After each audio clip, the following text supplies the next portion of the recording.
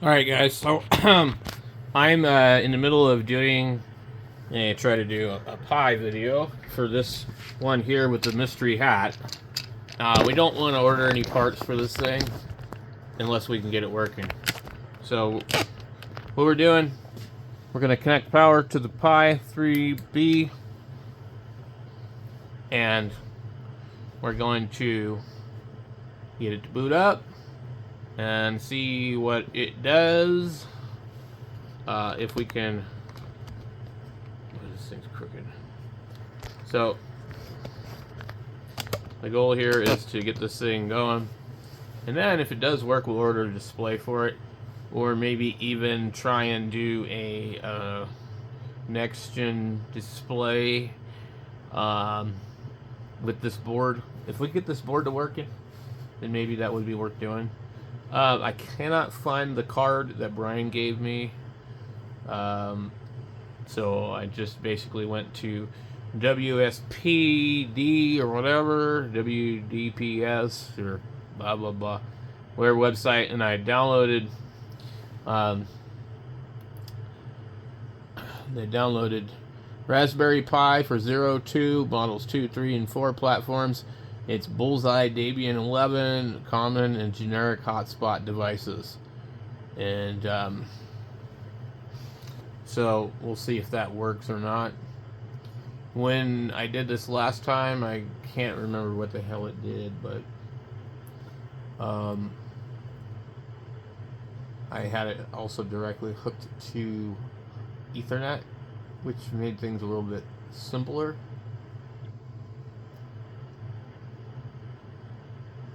We'll see what it does. So on the WSPD website, I downloaded everything. Come over here.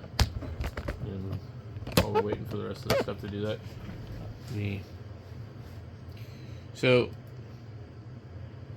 let me see. So I just typed in WPSD and scroll down to the bottom, you get W0C HP, the WPSD project. I clicked on that, and then I believe I clicked over here where it says download the appropriate disk image. And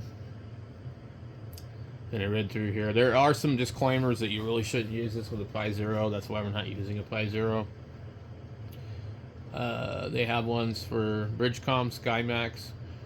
So it says this is the official custom-built disk image specific to the newer SkyBridge. So some of these might work for the really big display that I'm wanting to do. Maybe the DV Megacast, I'm not sure.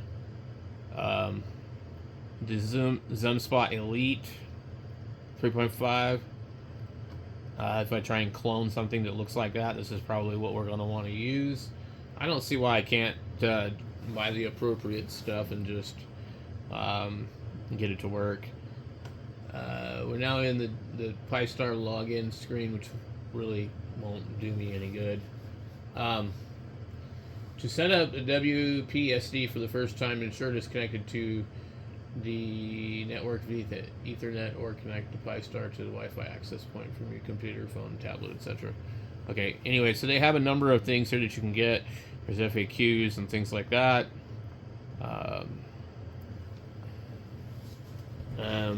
So when it finishes doing its thing here, it's going to look like that. WSPD dashboard can be found at the following locations. So, assuming that this thing is on Wi-Fi, I should be able to come over here to my other computer. Okay, I should be able to come over to this other computer here, and I should be able to type in one of those addresses, or I come over here to my Wi-Fi, and it'll probably be right here. Let me disconnect from this one, just to make sure. I'm seeing a PiStar on here, which it's most likely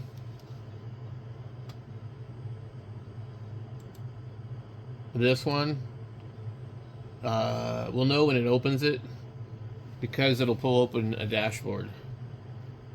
And you see, that is actually found by looking up PyStar, not WPSD. WPSD is showing up because my actual other one is actually on right now. I'll turn the radio on and see if I hear some traffic. Okay, so this is our dash for this one. Make her chunk the repeater. Chunk. So we're on the White Lightning group. Host name, PyStar, call sign. So we need to do all this stuff here. And then we need to pick a frequency. And we could just leave the one that's probably in it because, well, we don't want to be on the frequency the other ones are on if we're going to run them all at the same time. Or we could set it to one of the other ones and just go ahead and turn that one off. So I'm going to have to decide which way I want to do it. So another thing too, when you're doing the WPSD, it will actually, apparently as soon as you type in your call sign, it knows your DMR numbers that you have available.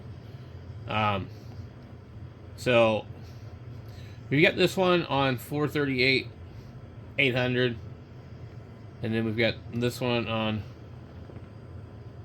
432 3200, and the radios are programmed for these two only. So my dilemma is both of these networks require a password. I do have two DMR numbers. I just want to get this thing working. And Ron did tell me how to do it earlier, and something about changing something. I know for a fact I'm going to have problems if I try and get on DMR or TGIF. And so what I need to do is probably set this up for something completely different like DMR Plus, which would make sense to have a third one for another network. If I leave it set for 438, well, it won't really matter, but I'm going to change my frequency because I'm probably going to have to do a whole bunch of weird crap. So now we need to go in here and kind of search around and see if we can find anything that looks like our board, because we're going to have a hard time. I don't know how to identify what this board is, but it's also red. I had found it at one point in time, and it looked kind of like this one.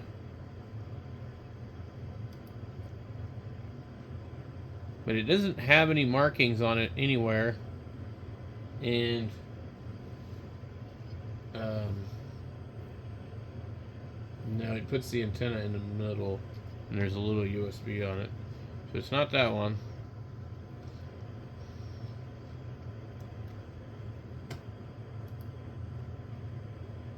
Let me see.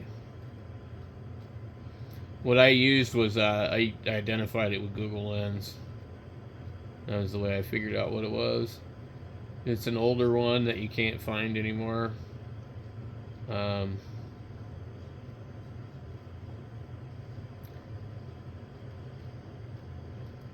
Basically, if I just keep scrolling through here, I'll probably find it eventually if I find a red one.